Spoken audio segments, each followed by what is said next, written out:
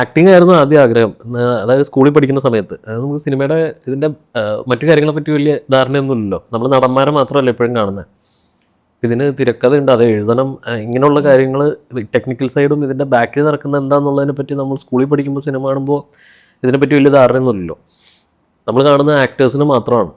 അപ്പോൾ എനിക്ക് ആദ്യം തോന്നിയത് എങ്ങനെയെങ്കിലും അഭിനയിക്കുക എന്നുള്ളതാണ്. അപ്പോൾ അന്ന് പേപ്പറിലാണല്ലോ ഈ പുതുമുഖങ്ങൾ ആവശ്യമുണ്ട് എന്ന് പറയുന്ന പേപ്പർ കട്ടിങ്, മറ്റേ ന്യൂസ് ഇതിൽ വരുന്നത്, ഏതെങ്കിലും ഒരു കോളം ഉണ്ടാവും. ഞാനൊന്ന് സ്ഥിരമായിട്ട് എൻ്റെ ഫോട്ടോസൊക്കെ ഇന്ന് കാണുമ്പോൾ എനിക്ക് ആ ഫോട്ടോസൊക്കെ ഞാൻ അയച്ചു കൊടുക്കുമായിരുന്നു. പക്ഷെ അതൊന്നും ആരും വിളിച്ചിട്ടൊന്നുമില്ല. അത് കഴിഞ്ഞ് നമ്മൾ കോളേജിൽ നിന്ന് ഇറങ്ങിയിട്ട് കോളേജിൽ പഠിക്കുന്ന സമയത്തും ഇത് കഴിഞ്ഞ ഉടൻ സിനിമയിലേക്ക് കയറുക, എങ്ങനെയെങ്കിലും കയറി പറ്റുക എന്നുള്ളത് തന്നെയായിരുന്നു ഉദ്ദേശം. കോളേജ് കഴിഞ്ഞ് പിന്നെ വീണ്ടും അന്വേഷണം നടക്കുന്ന സമയത്ത് നമുക്കാരും പരിചയമൊന്നുമില്ല സിനിമയ്ക്കകത്ത്. ഇവിടെ ആരുമില്ല സിനിമയിൽ എങ്ങനെ എത്തിപ്പെടാം എന്നുള്ളത്. അപ്പോൾ അങ്ങനെ ആദ്യമായിട്ട് രാംലീലയുടെ ഡയറക്ടർ അരുൺ ചേട്ടനാണ് ആദ്യമായിട്ട് വേറൊരു മീറ്റിങ്ങിന് വെച്ച് കണ്ടപ്പോൾ ഞാനിങ്ങനെ ഒരു കഥ എഴുതി വെച്ചിട്ടുണ്ടായിരുന്നു. ഈ +2 ഒക്കെ കഴിഞ്ഞ സമയത്താണ് നമുക്ക് ഇതിൻ്റെ ടെക്നിക്കൽ സൈഡിലേക്ക് ഒരു നോട്ടമൊക്കെ വന്നു തുടങ്ങിയത്. അത്യാവശ്യം വായിക്കുമായിരുന്നു.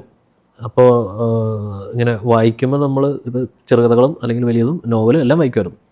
അപ്പോൾ ഇത് പതിയെ വിഷ്വൽ കൊടുത്ത് തുടങ്ങുമല്ലോ, ഇങ്ങനെയൊക്കെ ആയിരിക്കും ഭയങ്കര സിനിമാറ്റിക്കായിട്ട് നമ്മളിതിനെ കണ്ടു തുടങ്ങുമല്ലോ. അപ്പോഴാണ് ഡയറക്ഷനിലേക്കൊരു ഇതിന് ഈ ഒരു ആംഗിളും കൂടി ഉണ്ട്, ഈ ഒരു സൈഡ് കൂടി ഉണ്ട്, അത് എങ്ങനെ ഉണ്ടാവും എന്നുള്ള തോന്നലൊക്കെ വന്ന് അങ്ങനെയാണ് പതിയെ ഡയറക്ഷൻ എന്നുള്ള ഇത് അഭിനയം താഴേക്ക് പോവുകയും അത് പിന്നെ എപ്പോഴെങ്കിലും എനിക്കിത് കൊള്ളാം എന്ന് തോന്നി അങ്ങനെ അതിലേക്ക് മാറിയതാണ്.